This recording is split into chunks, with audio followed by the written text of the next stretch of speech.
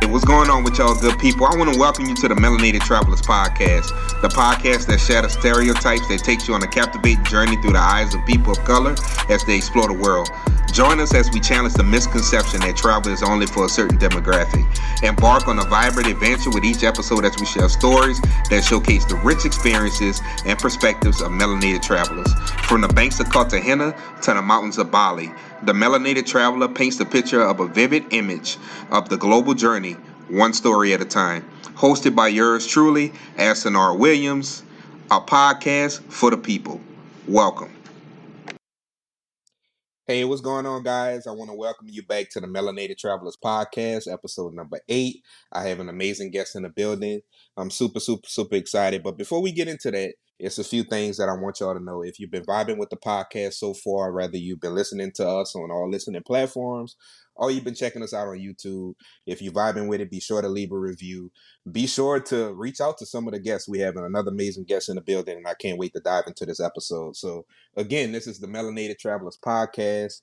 We call ourselves AKA the Green Book, AKA the #1 travel podcast in the world. So I have an amazing guest. I have Sam from A Perry Life. First and foremost, before I even get started, your content is absolutely amazing. It is absolutely amazing. I just gotta let you give you your flowers now at the beginning of the episode. I gotta give you your flowers now. Your content is amazing, and I can't wait to dive into Italy. So let's get into it. I guess give the viewers and the listeners just a little background about yourself and how did you eventually end up in that amazing country. All right. Well, hi, I'm Sam. Yeah, I've been in Italy now for almost 7 years. It was a complete accident. I literally met my fiance at a friend's birthday party in Italy, and that's what brought me there. But I'm a flight attendant, and I've been a flight attendant since the beginning of 2008. So I've always been a traveler. Before that, I was a foreign exchange student in the south of Brazil, and I did my senior year there. So I just always have loved travel and cultures. And I am one of those people that didn't love Italy. I fell in love with an Italian. So it was a lot of mistakes and confusion and stuff that happened in the beginning of me moving there. And now I'm in a comfortable place and I've made friends and all that other stuff. And I feel like it is home now. You kind of go someplace and you feel like a visitor and you're trying to like get your footing. And it took a while, but I'm there and I love it. And I'm kind of privileged because I do live between both countries because of my job. So I'm able to have like both parts of La Dolce Vita. So yeah. Mm. That's amazing. So let's you know what I wanna backtrack for just a second, and I'm pretty sure Hmm. I gotta cover this question. Like, so you're actually the first person that I ever talked to in the in the flight industry, as a flight attendant. So like during COVID, how was that for you? Like you know Oh, some people yeah. would say we seen a downtick in travel, but from what I've seen, I've seen an uptick in 2020. Yeah, well, I worked throughout the first half of the pandemic. I didn't stop working until I was going to say like I think it was like the beginning of August is where I actually kind of stopped, or the mid-August is when I stopped traveling. And during that time, it was dead. It was like dead on arrival. I remember the beginning flights of going to cities and people being told that their resorts shut down or where they were going, they were no longer able to go there. So like the airports were full of people trying to go home. So like the beginning, maybe like a couple of weeks, it was really hectic because people were preparing for the apocalypse. They were trying to go back to where they figured was safe.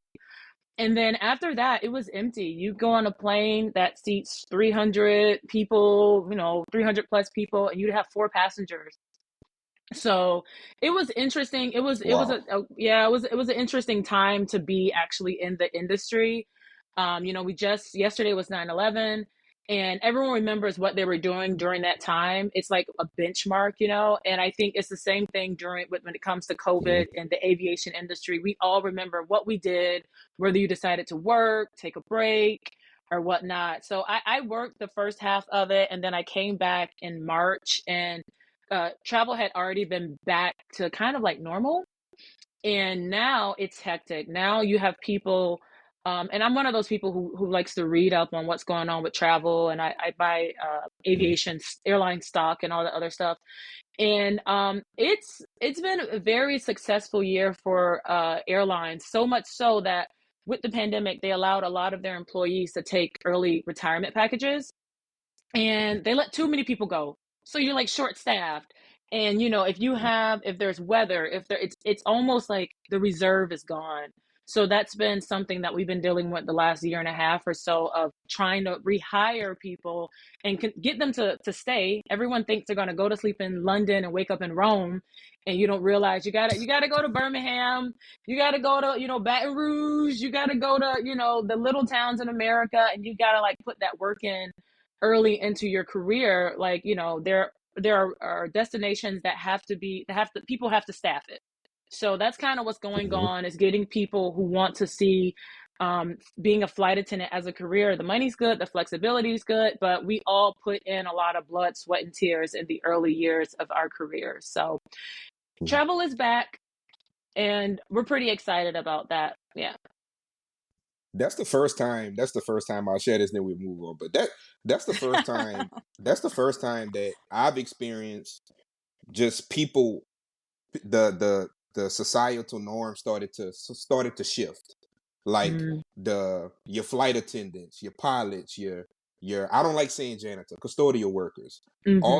All these different professions that a lot of people overlooked for a very long time. They were very appreciated from 2020 up to now. Like people like they realize these things now, and that's something that I noticed. So I know it was crazy. I honestly didn't do too much in 2020. I just had recently had my son, and I kind of slowed down a little bit. But Mm-hmm. but again, just really really appreciate you for having a profession where you put your needs last, and take care of the people you know during their routes. We really Thank appreciate that. you. Let me tell you, the foolishness is not gone though. Yesterday I was called a bee on the plane. So it's not What? gone. Like when you said that, I was just like there is not gone. You have, and of course the person was walking off, and you kind of charge it to the game.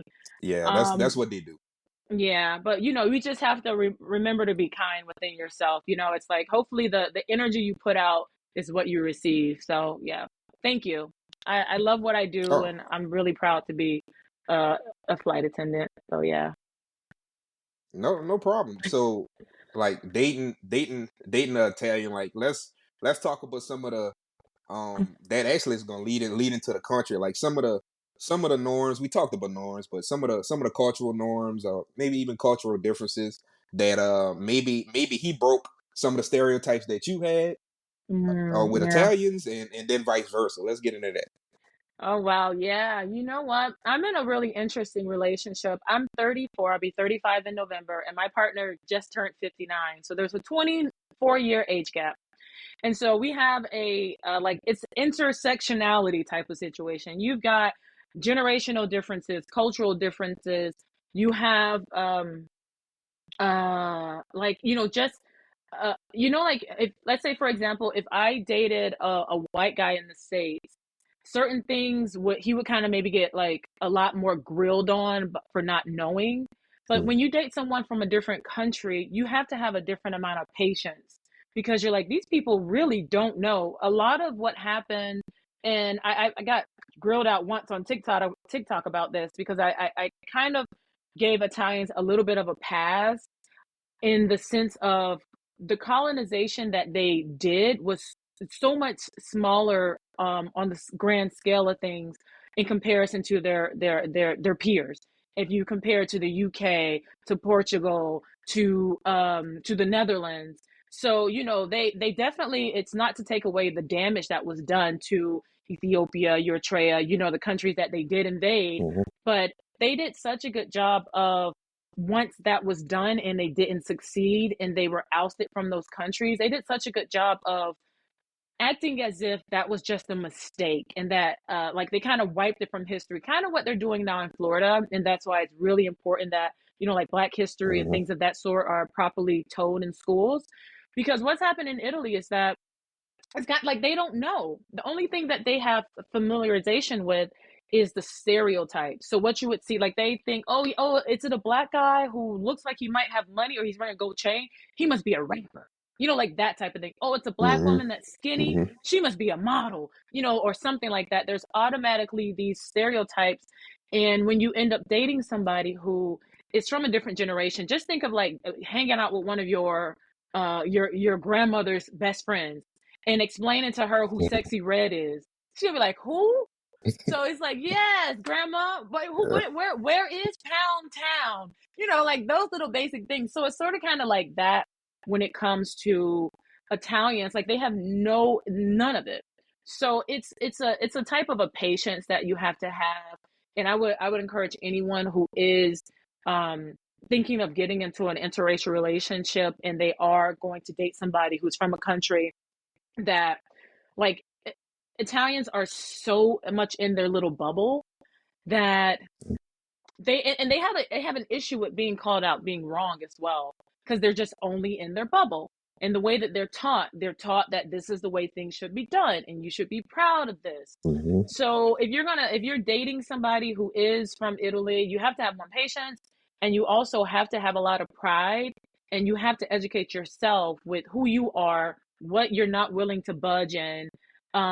You have to take the time out to learn certain things about their culture and say, okay, this is a cultural thing, and then this is racism. Because sometimes, and that's why I have this little series on my Instagram where I say things you shouldn't get upset about in Italy or whatever, because there's some things that in the Black culture, if you go to the bank and they don't give you your money in your hand, you're gonna be like, what the hell? But in Italy, they put it on the counter. It doesn't matter. So there are little things that we would take as racist or passive aggression that is normal in the culture, and then there are things that you can look at and be like, okay, this is racist.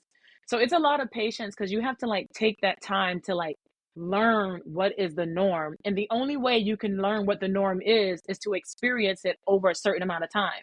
So it's like, oh, okay, like this isn't directed at me, this is directed at everybody. And then, okay, all right, this person is following me in the store, he's being racist, he ain't following everybody. So it is interesting. I'm aware that I'm the only person, and I ask my partners these questions about his experience with people of color, or Black people, but really just people in color in general, because it's not like he even has like Native American friends. It's really just like white, white, white. And a lot of the Black people that Italians have experience with are typically people who come to the country as refugees or seeking asylum. So like I said, it's a lot of patience, it's a lot of educating, it's a lot of learning their culture and making sure that your culture is properly respected. Because if I don't correct my partner and he's doing something that respects my culture, unless I want my family to slap the crap out of him when he does it in front of them, you know what I mean? I have to, the proper way for me to protect him is to educate him. This is not right. And to say like, yeah, I understand that you might not think it's a big deal, but this is a big deal. And you can't define what's racist to me. You can't define what's aggression to me. If I'm saying that, hey, if we're walking down the street, you need to stand on the side where the cars are. I'm on the inside. If I say that, you have to like, okay, this is a cultural thing. Some people don't do it, but let me just tell you, these are the optics that certain people in my culture see it as. So it is a learning process. You have a lot of tears, a lot of frustration, a lot of moments, especially if you don't speak the language fluently, you can't properly defend yourself. So that's where I'm at, because now I'm like, I can understand, but I don't know how to cuss y'all out. So that's the thing that I'm like, oh man, like how do I like reel this back in and make sure that these stereotypes are corrected? So yeah. Mm. You hit on a lot. You hit on a lot with that one. I hope y'all listening to this, y'all, because this is a perspective. This is actually the first perspective from somebody that's actually dating somebody outside of their culture on this podcast. So I want people to gain this insight. And it sounds like to me that you're also, you also have some red lines that is like, look, this is this is some things that I'm not going to cross, but you're also willing to give and take on some things too as well. So Hmm. that leads me to my next point. A lot of Americans, a lot of people from the the UK, or people that's so used to being I feel like whenever they travel to these countries, people are supposed to just automatically bow down at their feet because they're Americans, and um, things are supposed to be the same. Like, can you go into that? And it's a personal vendetta for me, honestly, because it bothers me. Especially I travel to South America a lot, and I see it a lot in the way they treat the locals, or they expect a certain level of expectation when it's a totally different culture, which you already pointed on. But can you Hmm. just add that in? I know you see tourists come. I call it the big four, right? The big four in Italy. Florence, Rome, Venice, and Milan. So Yeah. I know you've seen it. From living there. Yeah. Yeah, I've seen it from like, I mean, literally the perspective of living there, and I bring the passengers over. I work those flights, that's the route that's my preferred Mm-hmm. route. I just came back from Venice yesterday as a flight attendant. And I think a lot of people that come to these countries with privilege, because that's really what we have, is privilege. No, like I understand in the States we are a marginalized like group or whatnot, but when you come to when you come to Italy, when you come to Spain, you come to these countries and you have, UK passport, Canadian, American passport, whatever, you are privileged. You just by where you were born, you're privileged. In a lot of ways, that's what we're fighting for in the States, of making sure that there's equality. But will it ever happen? I don't know. But the reality is that I don't know if it'll happen in this lifetime, but the reality is that you come over and there's a sense of privilege. And I see a lot of, I mean, people of all races, they come and they are unfamiliar with cultural norms and they behave like Karens. So let's say, for example, and you can be a black Karen, you can be a person from Latin America and be a Karen. They come and they sit down in the restaurant and they're like, I've been waiting a long time.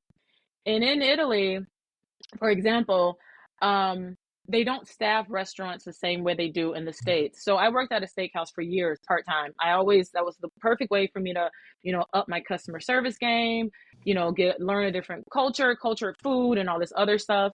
And at this steakhouse, they would give one server 3 tables. It was a high end steakhouse.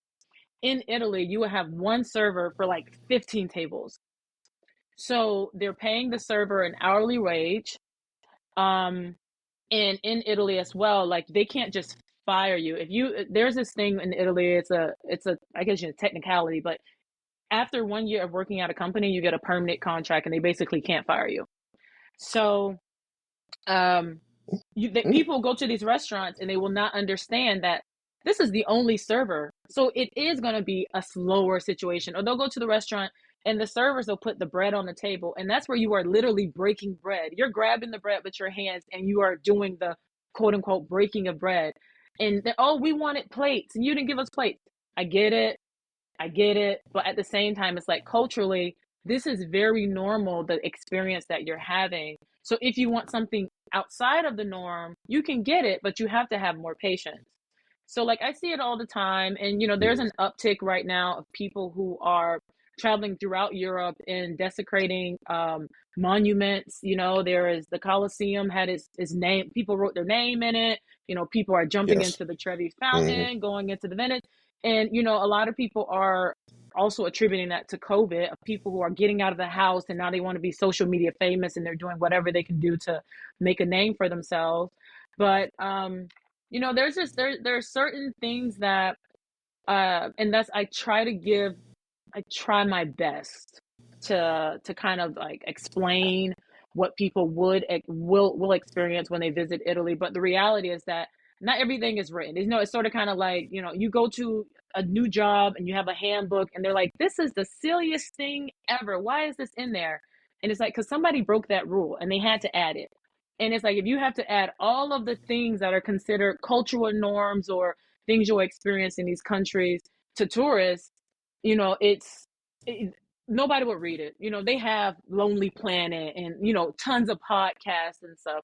And a lot of these Mm-hmm. podcasts should be getting a lot more visibility than they are, because they are explaining to people the information is out there. You know, some people rather get like a 60-second video or a 2-minute video on TikTok, and then they get upset when they go to the country and they don't like the restaurant they ate at. It's like, well, you shouldn't be mad at the restaurant. You should be mad at the person who suggested you go to the restaurant. There's plenty of other options.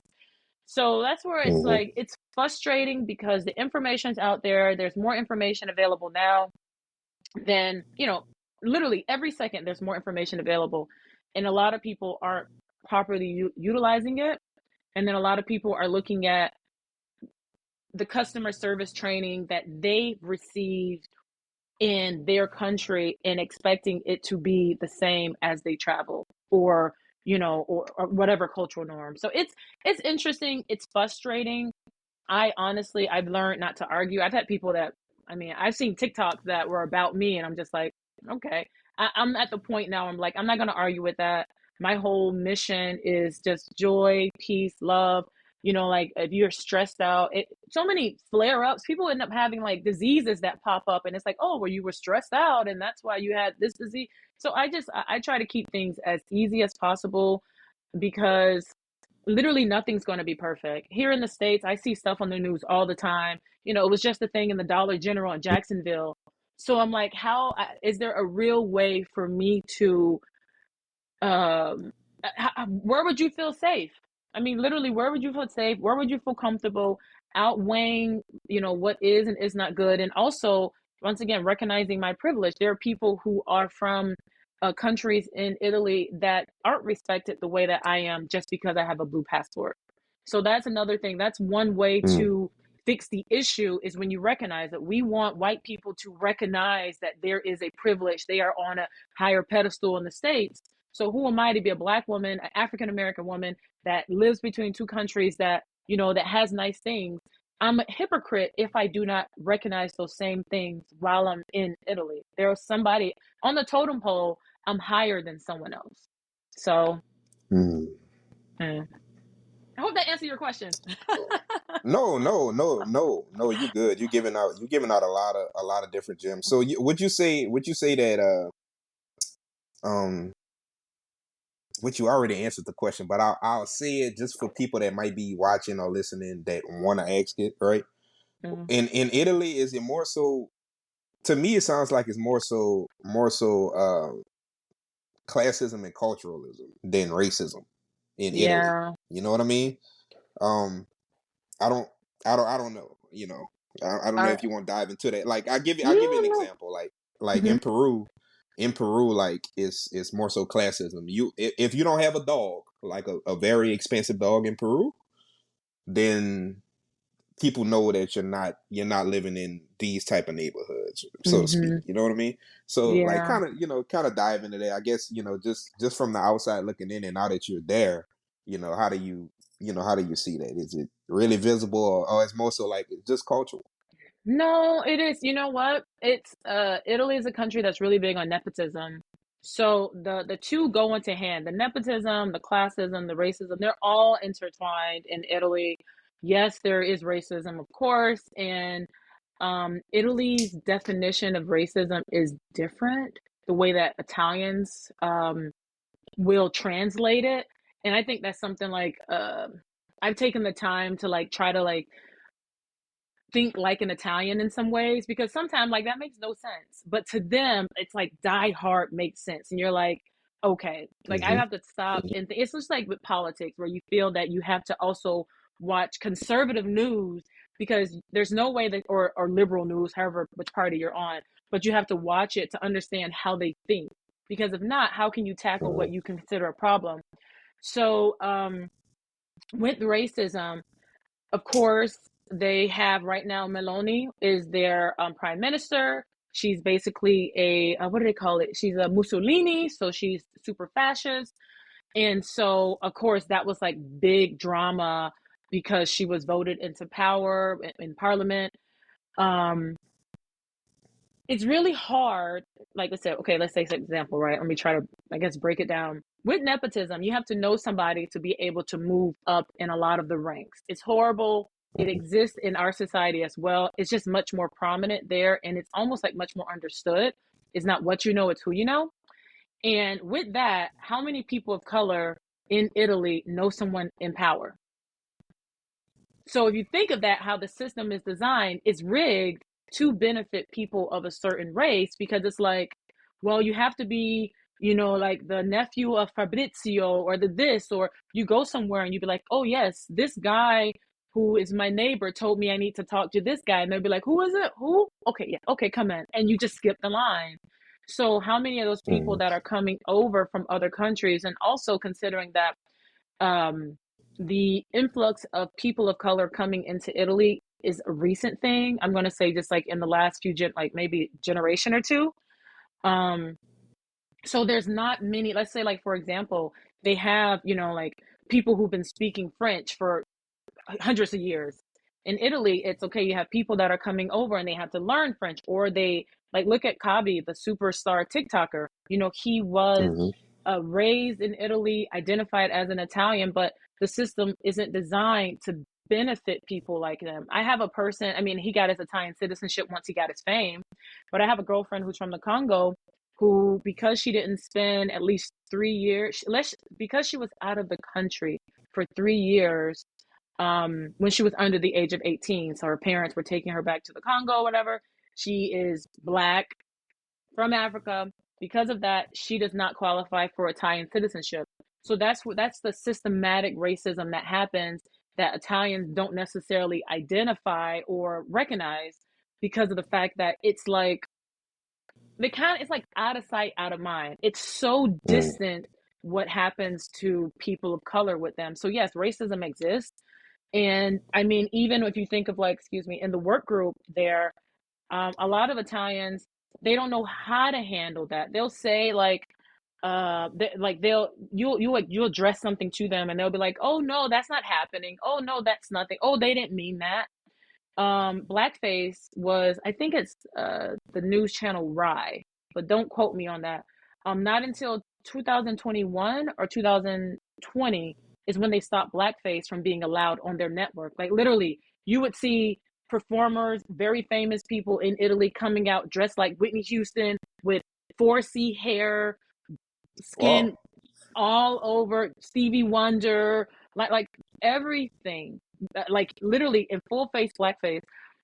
So, and it was just recently, until it was like after years and years and years and years and years and years and years of outrage, they're like, okay, we'll stop this. Or if something happens, they make an excuse. Oh, he didn't know, he didn't this is that. So that's how Italians are very interesting in when it comes to that. And that's why I say that I have to recognize that I'm privileged, because a lot of that I don't have to deal with firsthand. So a lot of people are dealing with it. But like if you are coming from North America, I mean, most men from other countries aren't moving to Italy because the pay is very low. You see more women moving there for love, to be pasta makers, to be this. You see more of that. The salaries are Mm, such a joke in Italy, and you know, there's not a lot of men that want to move over there. But you end up finding yourself in a space of like breaking away from their systems, and that's where you might be like somewhat of an entrepreneur, because the system is designed to help only Italians. So mm. that's just something people have to expect when they go there. It's going to be a little bit harder, and you're going to get paid a lot less. You brought up an interesting point, and if you don't know about this, that's fine. But um, I just scrolling. I've seen it a couple of times. Um, is that program valid? The one where they say you can buy houses over there for a One dollar? year house. Yeah. That is it. So it's valid. That's valid. Yeah, that is something that exists. Most of the houses are in rural areas. What they're Mm, trying to do is they're trying to revitalize those areas. I think that program is needs to be completely revamped. And I am not connected in that industry, so I think my ideas probably will not be listened to at all. But there is the 1 year home thing. Supposedly, what it is that you have to fix the house within a certain amount of time, and I think it's like 3 years. You have to use local contractors. And as of right now, majority of the homes are in areas that are basically, it's in shambles. So what most Mm, people have suggested is that you just find a home if you want to live outside of a major city where you'll find a much more affordable home, a home that's not as run down, that costs a little bit more, that has less strings attached. But it does exist. I think like right now it's basically in Sicily where you see most of, and even with that program in certain areas where it was implemented, there was nepotism and some, some rigging that happened with that as well. Like, mm, oh, 1 euro home, we're gonna hook it up with this person's daughter. So yeah, mm, but it does exist. mm. Gotcha. Let's talk about some of the, I guess we could talk about the big four first, since everybody knows about those. Um, just some of the top attractions, some of the things that you enjoyed, and maybe some things that not it won't necessarily show up on TripAdvisor, that you being over there so much, some outside maybe smaller cities or smaller towns that you can recommend for people. I guess we could start off with just asking you, what's your favorite out the four? You know. Florence, my town is hands down the favorite out the door. It's a great walking city. It's pretty, has a lot of history, lots of museums. Um, if you're going to visit and also live, I do really love Florence. But I guess second to that, out of those, because I would say Milan. So Florence, Milan, and then I guess maybe Rome and Venice. I've only been to Venice a few times. It's a walking city. It's a lot of water. So people say it smells kind of funny, all that water and the humidity and not being able to Mhm. properly breathe through. Um, but something that doesn't probably get enough attention, that kind of is slowly getting more attention, is Puglia, the region of Puglia. It's in the southern part of Italy. It's the heel of the boot, and it has tons of culture. It's known for its seafood and wonderful vegetarian dishes. Um, it's one of those cities where majority of the region has something really great to see, and a lot of it is developed. A lot of southern regions, um, they're not as developed. It's like rural. It's going to a village. It's not going to like a Mhm. town. You're going to a village. And in Puglia, you actually see cities. You see completed roads. You see, um, there's the exposure to people who are traveling or tourists is much higher. So definitely Florence, Milan, I guess Venice, then Rome, I guess you would say. And then outside of that will be Puglia that you Mm. should visit. Yeah. Everybody likes to go. Everybody likes to go to Rome, to see the Colosseum. But outside of that, for me, what makes me excited about this episode, I'm writing all this stuff down, by the way. I'm a big architecture guy, so I have an architecture background, and just seeing the architecture just in Italy, period. I mean, It's is amazing. absolutely amazing. It's absolutely amazing. Yeah, It it's is amazing. beautiful. You've been to Italy? No, no, I'm actually planning. I'm planning to go. I'm trying to squeeze it into December. I'm trying to squeeze it into. Um, right now, next week I'll be back. I'll be back in Colombia, more so for business, but I'll be Mm. back. But yeah, honestly, I haven't touched the European continent yet. So that'll be my Oh. first country. Yeah, Well, that'll be the first Italy's one. Italy's one of my favorite places, like because it has people are so familiar with it, like not just cities there, like the entire country. I've always said that if you think of let's say European countries, we're not even going to give. There's some people who think that Africa's a country, but let's just say from different European countries, you know, we're not even going to delve into that. But if you just think of like European countries, and if you tell a person like, okay, name 5 cities in the UK, they'll name London, and then they might name like, oh, they'll name something, oh, Gatwick, something that maybe is like around an airport type of thing. If you say the same thing in France, they'll name Paris, of course. They might say Nice or Cannes, or, Bordeaux. It'll be something around wine. But if you think of like Italy, people know not just cities, but they know regions. They know very small towns and villages. And Mm, that's people, I don't think people think about it that as popular as Italy is to the world, there is so much of the world that Italians are so like obtuse to. And Italy is one of those countries where English is very, not a lot of people speak English there. If you do speak English, most likely you have parents that had a little bit of money and that can afford a tutor. It can send you abroad to study. But it's one of those countries where a lot of people come to visit and people don't understand. It's not a country that people there visit outside. Like people in Italy, they will literally visit, they'll have their home that they'll be at year round, except in the summer where they'll go to their summer home in Italy. So there's not a lot of movement around that ends up happening. So I definitely encourage people to go to Italy and to give, I say give Italians grace, a little bit more grace and patience. I know somebody's gonna be like, she's an apologist, but I'm honest. A little more Yeah. grace because of their lack of exposure and their colonial history in comparison to countries like France and the UK and all the other ones that I named earlier. It's a great time. You have a great time. And I see like so many people online, when people say something negative about Italy and you see someone be like, I had a great time in Italy, I'm going back. I never discount someone's experience, never discount the experience. I'm like, that probably happened. When someone tells me something crazy, I'm like, that probably happened. And then it also could be a misunderstanding, but it happened. Let me tell you what might have been the thought process of that person and why you probably right in your thought process. But definitely Hmm. visit Italy. It's a wonderful place. It's a wonder, and it's affordable. It's like a really affordable place to visit. What's the currency? What's the currency there in Italy? Euro. It's a Euro. euro. Mm-hmm.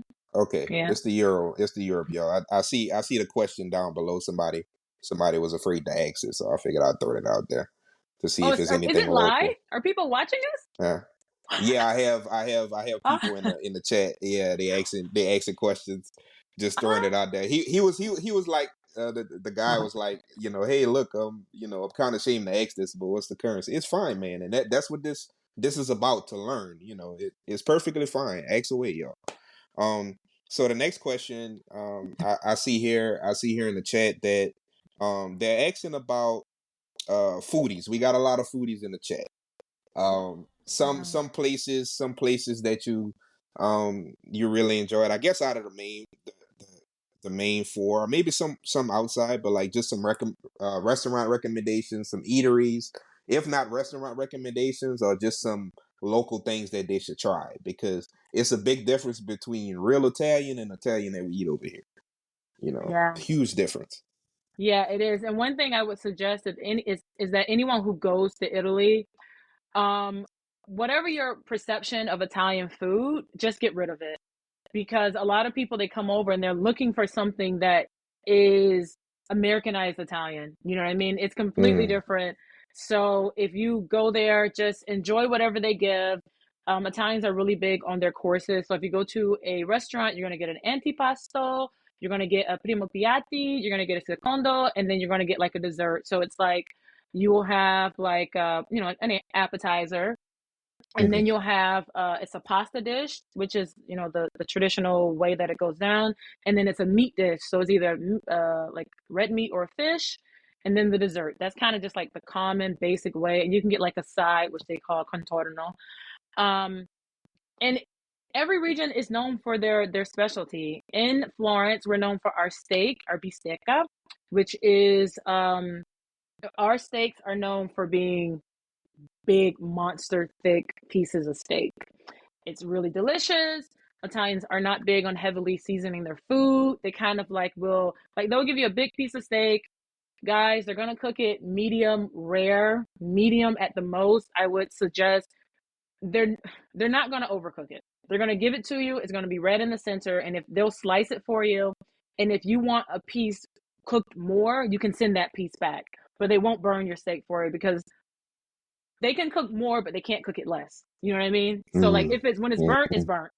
So it's gonna be red on the inside. If you've never had a steak like that, it's really good quality. A lot of the food in Europe has a stricter restrictions on the raising of the food. and a lot of like the processing and the ingredients that we're used to in the States that we don't even know that we're used to, a lot of that is not in the food in Europe and Italy. So get a nice steak if you are in Florence.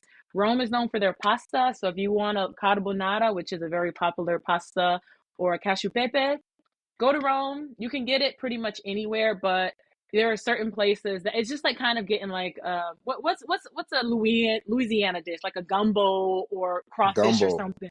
Yeah, gumbo, crawfish etouffee. Yeah, it's we like call going it somewhere else. with the yeah. Like, when you go there, you're like, oh my God, like I got to get this because this is how it's supposed Uh-huh. to be. So every place has it, has their like, or you can just ask your waiter and they'll oh yes, try this.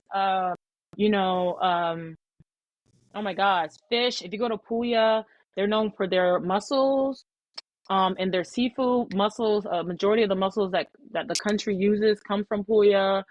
Um, not in Florence, in Venice, they have these little.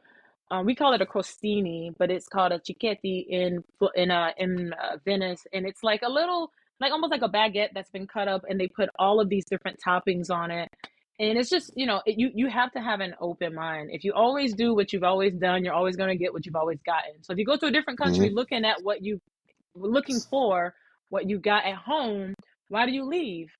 You know what I mean? So I always encourage people to go out and just, I don't like escargot, but if I am in France and someone orders it, I'll try eight. I don't like the snail in the little, but you got to try it at least once. You got to try it at least once. I'll try. Somebody's been really doing some research on your TikTok, so they want to know. They want you to dive deeper into some of the underrated places, and you brought up about the About one of the towns. Puglia. So you have Puglia. Yeah. Do you have any others that's underrated that people should visit while they're there? I wouldn't necessarily say like the whole region of Puglia. I love going to Martina Franca. I love going to Alberobello, but like just in general, if you have a U.S. passport, not a U.S. passport, U.S. driver's license, excuse me, you would have to have a passport to go to Italy. Rent a car. Rent a car. Italy is such an Mm, easy place to drive in. Um, you will see a lot. And every little area has something. That's the great part of it. Every little, and if you go to a little area, if like, and it's not an area that has a lot of people of color, like you will have people stare at you, but it's all like kind of like a very innocent stare. And there isn't like this fear, like you drive into the wrong part of the US and you're like, we getting gas somewhere else. Get back in the yeah, car.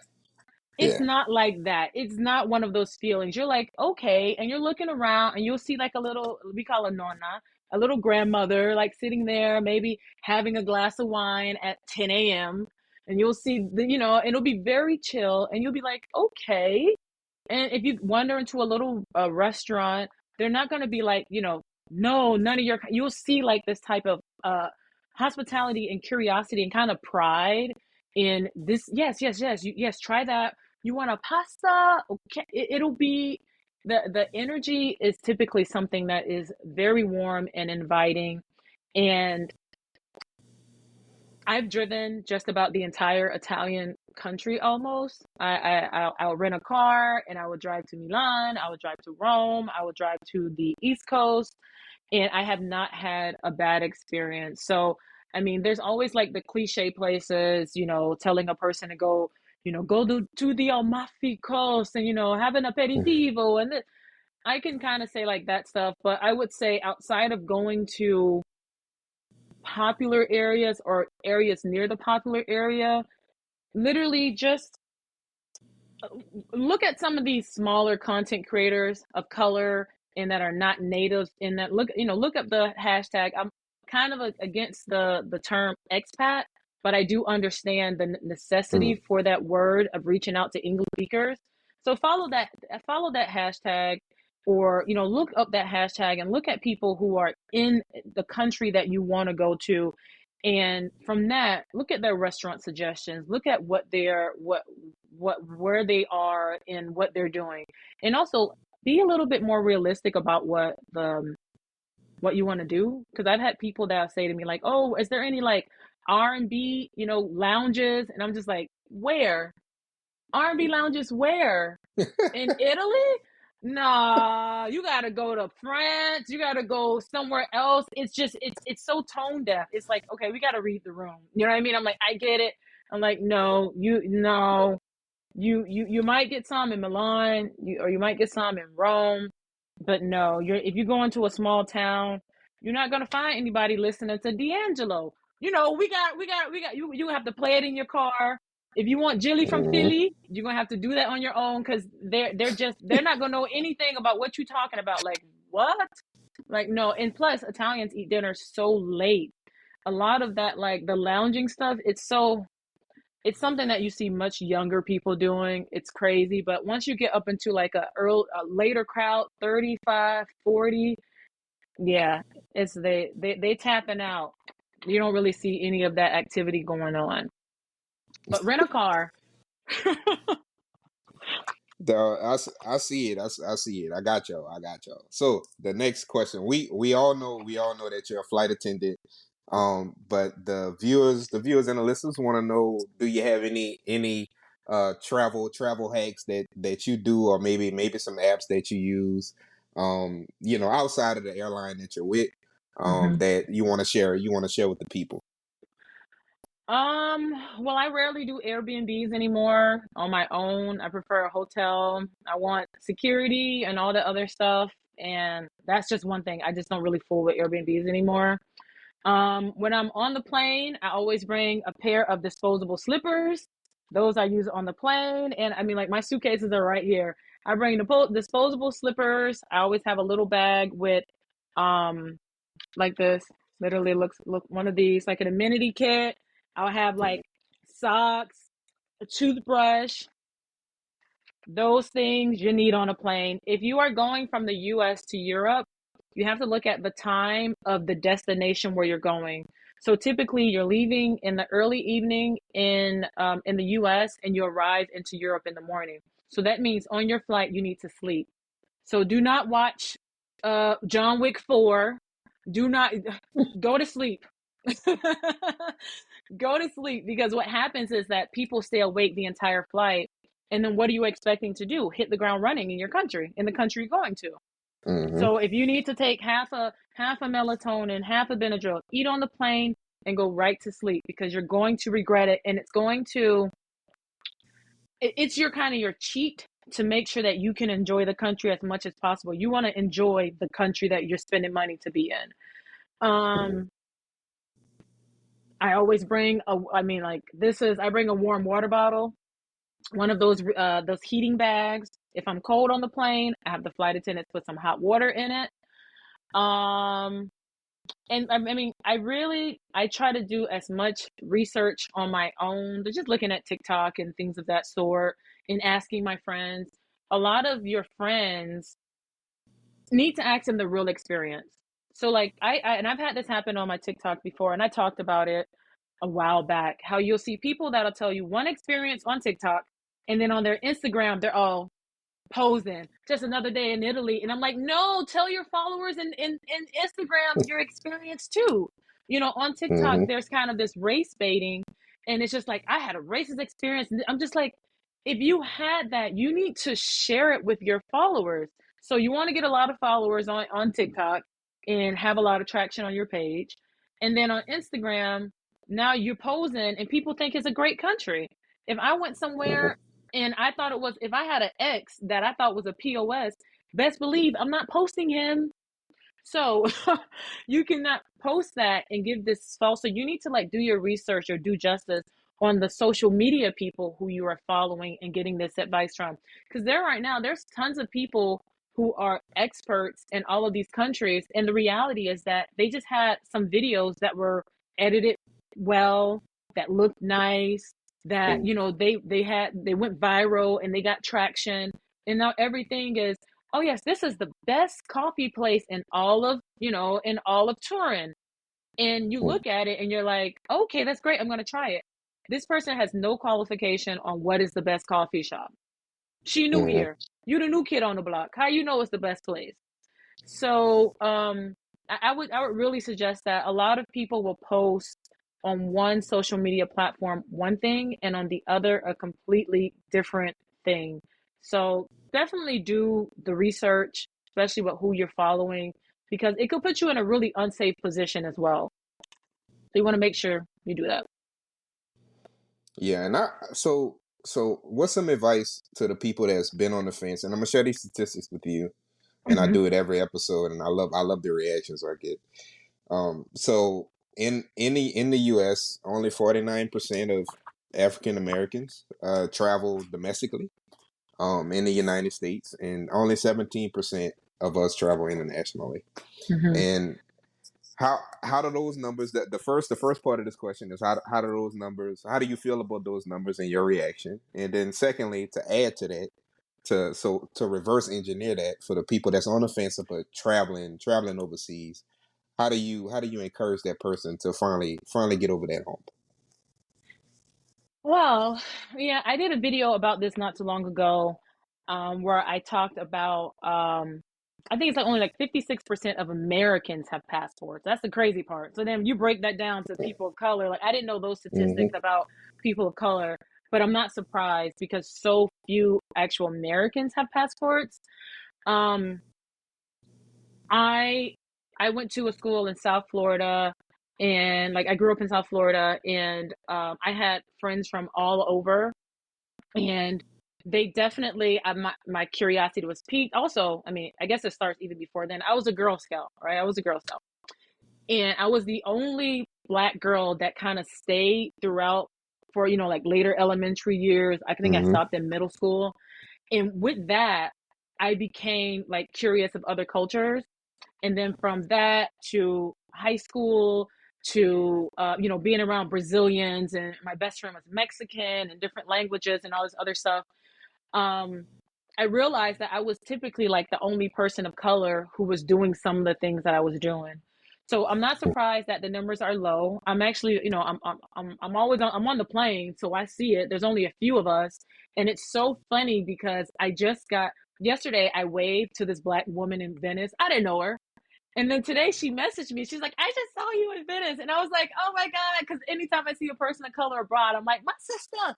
Oh my God. Mm-hmm. I'm like super excited because I'm like, yes, go out, like experience all the things. Like the reality is that no matter how much we want to make it seem as if it doesn't exist or we want to downplay it, racism exists everywhere on every single I think every single corner of this planet in some shape or form. Racism, colorism, featureism, all of the isms and all the other stuff.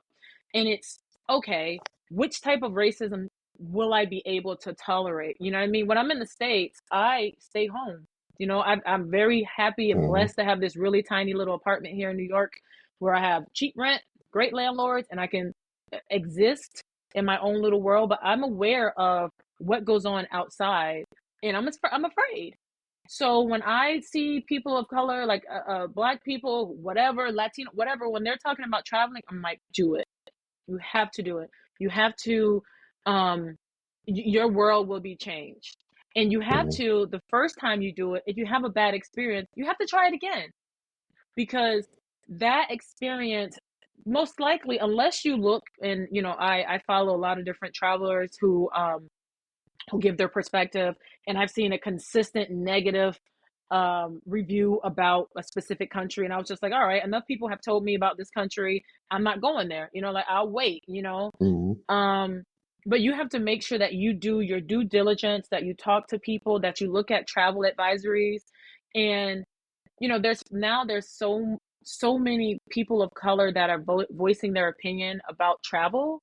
So you have to like look for those people because they're out there. The Black expat is out there. The Black traveler is out there. The Black person living abroad is out there.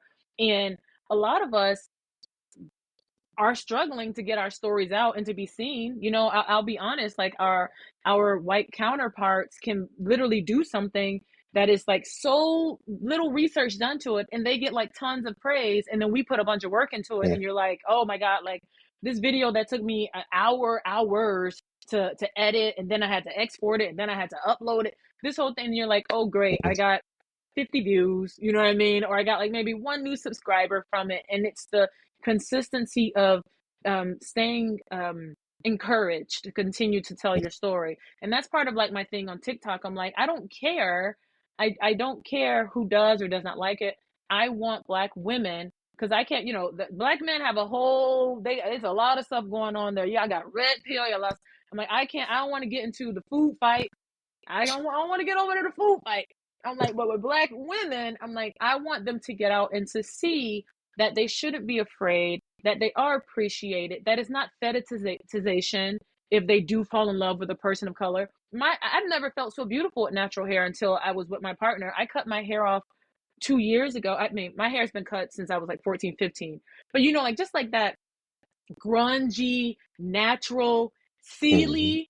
Sealy before Suge came and said, you is ugly. When I'm like that, my man is like, you is fine. So like when you get to that point, it's just like, oh man. And it's not that no one else can give it to you, you know what I mean? But there's the curiosity, and there is fetishization in the States. They're everywhere. There's positives and negatives, and everyone can look at everything differently, but it's like trying something new, and you just might like it. One of my older sisters, she eats the same exact thing when she goes to the same exact restaurant all the time. You go somewhere, she's like, I don't get that. I get the pink lemonade and this is that. And I'm just like, oh my God, you're so difficult. And it's like, there's so many, like, if you think of all the flavors that you've just tasted just in your neighborhood, just think of what else is out there. Think of the curries, think of the, all of that stuff that is just like, hits the spot. Like, oh man, I want to eat with my hands. Oh yeah, like that type of thing. So, yeah. Guys, y'all heard it. Y'all heard it here first. But before, I cannot end this episode without diving into, you're also an entrepreneur as well. So, let's share your, your businesses, your mentorship.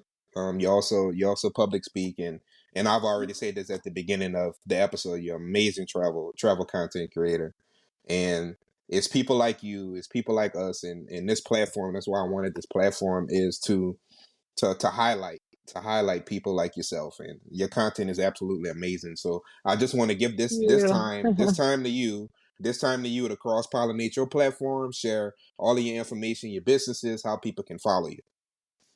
All right. Well, my website is aperilife.com. That's APERILIFE.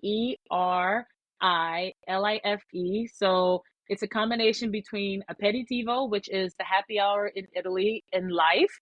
Because in the US, my life is a big happy hour. In Italy, it's an aperitivo. So it's a combination of those words, which describe the happiness of where I'm at and the joy of where I feel I'm at in my life now.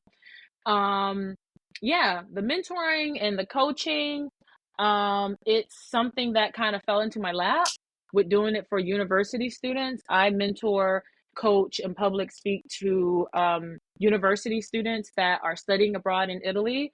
And it is a cultural type of recognition, not recognition, but it's where they can see people like themselves who might understand exactly what they're going through. It's like having someone who looks like you, who you can talk to. They say, like there wouldn't be a Coco without a Serena, that type of thing. Seeing that there are people that are just like you, and not just for Black women, but we get Black young men. We get, like people from all over the world that study abroad in Florence. Florence is basically the study abroad capital of Italy. So that's what I do. That's what I've kind of stumbled upon it, and I love it. And I've spoken to universities. I've had interns. I also have a group of women. We call ourselves the Fiori d'Italia. That's the flowers of Italy. And that's basically because during the pandemic, I learned that the one thing that travels the world are flowers. You don't understand what's in your bouquet, but flowers come from all over the world. They're native to Australia, to the Netherlands. So we are the beautiful imported flowers of Italy. And we're on Facebook, and we're also on Instagram. And then of course, just my handle is aperilife on basically all platforms. If you look up Aperi Life, you'll find basically me in some shape or form. And yeah, I'm really happy. I'm excited about this next chapter of me just, like when I came to Italy, I was just like lonely and I fell in love with an Italian. I didn't fall in love with Italy. So I had to work to fall in love with Italy and to understand those nuances and those, like those little passive aggressive things and how to check people and all that stuff. So it's a work in progress, but especially with the university students, it's showing them how to handle it in the short amount of time that they're going to be there. So 1 semester, 2 semesters, this is the best way to optimize your experience. Another. All right, perfect. And again, she shared that, y'all, but I'm gonna make sure that I have her information down in the show notes as well. Please make sure that y'all go check her out, go like her page, go, engage with her content. She has amazing content and giving you a different perspective of view. She already shared that. It's a lot of negativity around so many different countries, or somebody that's only been there, and there's no offense to them, but somebody that's Yeah. only been there one time already giving their impression about a country. You're talking to somebody and you're watching somebody on YouTube right now that has been to Europe, so many times, has so much content on Italy. Please make sure that y'all follow her and engage with her. And again, I told you at the beginning, your content is amazing. I really appreciate you for coming on this platform and sharing the information about Italy. And like I told you before, you family now. So I'm looking forward to collaborating with you in the future. And I really do appreciate it. Thank you. No, thanks for having me. This was fun. I really enjoyed this. Yeah, awesome. And hey, y'all already know my motto. I'll see you at the top because the bottom is just too crowded. Peace. Hey, I hope that you enjoyed the episode, because it definitely was dope to record it with that amazing guest. Tell a friend to tell a friend that's really vibing with us. If you feeling the episode and you really enjoyed it, make sure that you write a review on all the podcast platforms. Make sure that you follow the Melanated Traveler on Instagram. You can also check out the video podcast on my page at Aston R. Williams. And if you want to follow your boy, Aston R. Williams, at all social handles. Again, this is the Melanated Travelers Podcast, and I'll see y'all at the top because the bottom is just too crowded. Peace.